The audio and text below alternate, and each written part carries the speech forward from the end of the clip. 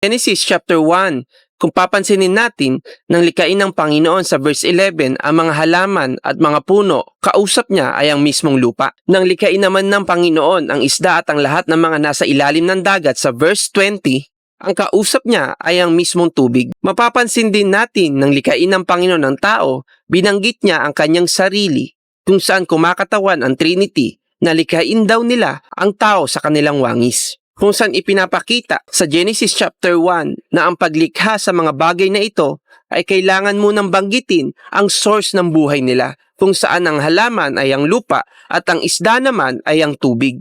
Sobrang pagkakaiba pagdating naman sa tao, sapagkat ang source ng tao bago likhain ng tao ay ang mismong Diyos, sapagkat ang buhay ng tao ay nakasalalay sa ating Diyos. Kung saan ang halaman, tanggalin mo siya sa lupa, siya'y mamamatay. Ang isda, tanggalin mo sa tubig, siya'y mamamatay. Ganon din naman ang tao. Kapag nawala ang tao sa Diyos, ay ito'y kamamatay niya. Kaya ating alalahanin kung sino nga ba ang source ng buhay natin. Hindi ang pera, hindi ang lakas, hindi ang nasa mundong to, kundi ang ating Panginoon na siyang lumikha sa atin.